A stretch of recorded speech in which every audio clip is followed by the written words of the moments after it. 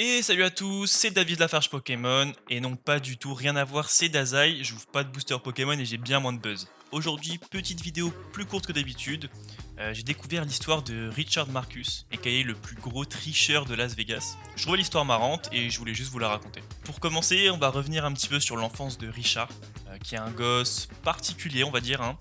Il a toujours aimé les jeux d'argent et de manière générale, tout ce qui touche de près ou de loin à des paris ou des jeux de hasard. Ses parents racontent qu'à l'époque, quand il avait 4 ans, Richard et ses parents y jouaient déjà à parier sur la couleur de la prochaine voiture. Et encore avant ça, avant même que Richard sache parler, il a organisé des paris avec ses parents. Là, il y a deux choses qui m'interpellent. Premièrement, le mec c'est un plus gros entrepreneur que 99% des gens du monde entier alors qu'il sait même pas parler. Deuxièmement, les paris qu'il proposait sans parler, ça consistait en quoi exactement? Parce que ça devait pas être super simple d'expliquer les règles du pari sans pouvoir parler, hein.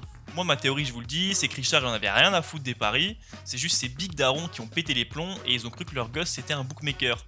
Moi, je pose ça là. Enfin bon, on avance un peu, Richard il rentre au collège.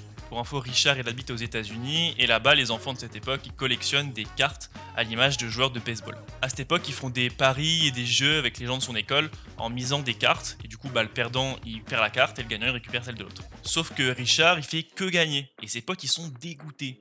Du coup, ils ont complètement serré et ils ont mis en place une coalition anti-Richard. On pourrait presque parler de contre-pressing de Pep Guardiola à ce niveau-là. Du coup, ils s'allient tous contre lui pour gagner, et quand ils gagnent, ils se répartissent le butin. Et vu qu'ils font pas les choses à moitié, ils vont aller jusqu'au bout et ils vont lui prendre toutes les cartes de sa collection. Ou même jusqu'à insulter sa daronne et tout. Non, bon là j'abuse, c'est pas vrai. Ils ont juste pris toutes ses cartes. Après cette défaite, Richard il rentre au lycée, mais il se dit qu'il veut pas rester sur une défaite. Il découvre donc le Craps, un jeu de dés américain où globalement faut lancer 2 dés à 6 faces, et le total des deux faces opposées doit toujours être égal à 7. Il y joue de temps en temps aux pauses et rapidement il devient un joueur compulsif. C'est limite si t'agresses dans l'école pour que tu joues avec lui alors que tu le connais pas. Les gens qui jouent avec lui à mon avis ils sont en mode pauvre, je réponds aux craquettes du lycée pour pas qu'il me tue. Enfin bon, vous l'avez compris, l'école, il en a rien à foutre et il va donc arrêter l'école pour faire des paris à plein temps. Il va donc découvrir le monde des paris sur les courses, tout type de courses, hein, voiture, moto, hippique. Perso, la seule fois que j'ai misé sur un cheval, il s'est cassé la jambe pendant la course. Histoire 100% véridique, j'étais au fond du gouffre. En tout cas, Richard, lui, il est convaincu que s'il est chaud, il peut faire de l'argent facile. Tarmomo Prono 2000, 80% de win rate. Swiper vers le haut pour découvrir mon prochain pari. Salut à toi, jeune parieur. Est-ce que tu préfères continuer à miser au hasard ou commencer très rapidement à optimiser tes gains en suivant les meilleurs pronostiqueurs sur Prono Club? Moi, je pense que la question, elle est vite répondue. Et ça marche vraiment, ce truc, en pronoclub.fr. Bisous. Le truc, c'est qu'au début, ça fonctionne. Et un jour, il va même gagner jusqu'à 20 000 dollars en une seule après-midi. Là, il est convaincu, il va devenir riche et il se dit go à Las Vegas avec mes 20 000 balles. Vous pensez que ça s'est passé comment? Bien? Et bah, vous avez pas 100% tort. Parce qu'il va gagner 100 000 dollars et donc il va monter son capital à 120 000 dollars. Mais comme vous vous en doutez, ça va pas durer très longtemps puisque littéralement quelques jours plus tard, il aura tout perdu.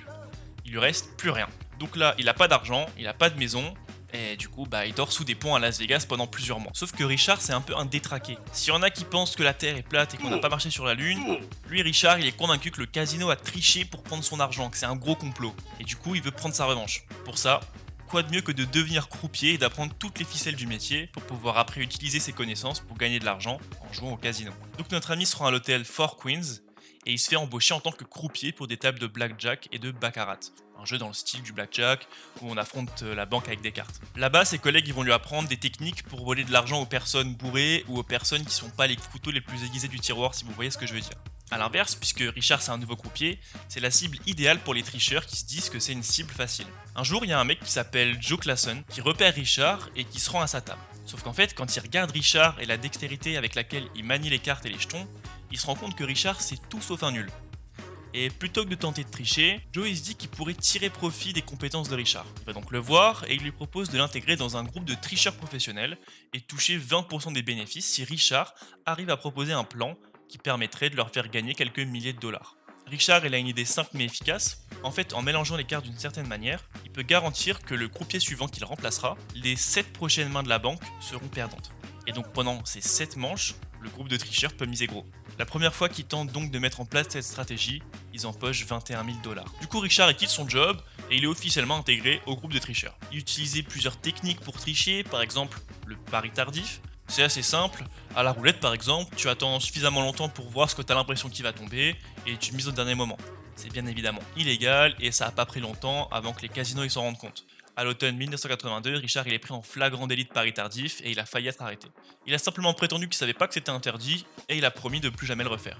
Joe il va aussi apprendre une autre méthode à Richard.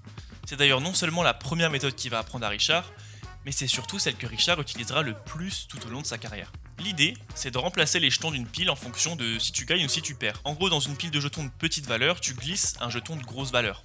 Si tu gagnes, tu donnes la pile avec le gros jeton, et tu te fais beaucoup d'argent, et si tu perds, à l'aide d'une manipulation, t'enlèves le gros jeton et donc tu perds pas grand chose. Pour cette technique, il a besoin que d'autres personnes l'aident en distrayant par exemple le croupier ou les membres de surveillance du casino. Sauf que Richard, il va tellement perfectionner cette technique qu'au bout d'un moment, il aura plus besoin de personne pour faire l'échange de jetons. Sa méthode, elle consiste à s'asseoir à la dernière place dealée, mais la première place payée par la croupière. En plaçant des petits jetons, comme par exemple 3 jetons de 5$, il s'assure de minimiser ses pertes. Et en cas de gain, dès que la croupière le paye, il approche sa main pour récupérer ses jetons, mais à ce moment-là, il échange les 2 jetons du dessous contre des jetons de 10$ par exemple. Fait de façon fluide et très rapidement, le mouvement il est indétectable.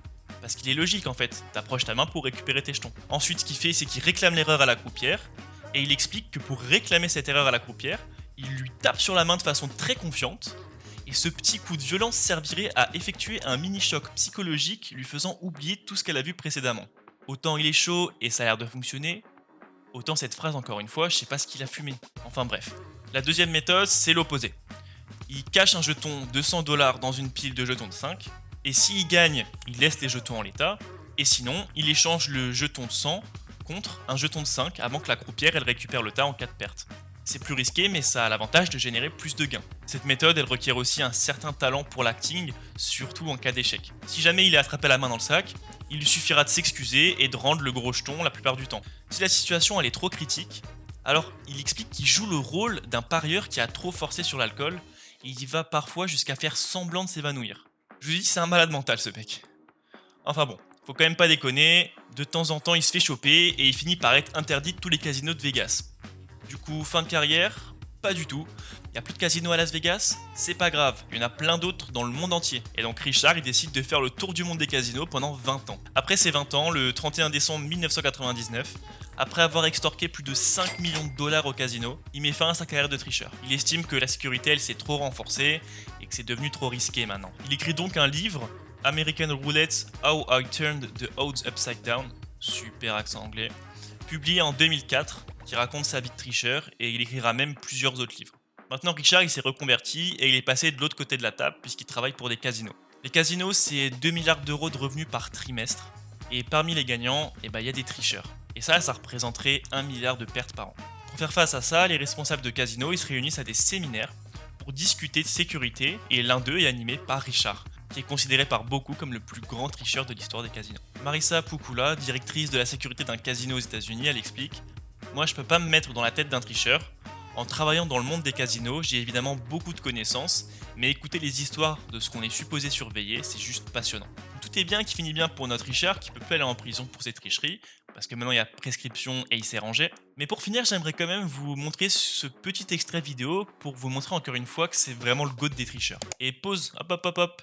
Si tu regardes cette vidéo sans être abonné et sans avoir liké, c'est pile le bon moment pour y remédier. Je vous laisse 5 secondes. Allez, nickel, j'envoie la vidéo. Ça me plaît pas mal, mais il n'y a rien comme trichant à les casinos. Hein. Ça faisait couler l'adrénaline. Je peux me mettre maintenant dans le casino et je peux faire la même tricherie que je faisais il y a une vingtaine ou trentaine d'années. Pas de problème. Vous êtes sûr? Sûr et certain. Voilà qui conclut donc cette histoire et cette vidéo. J'espère qu'elle vous a plu.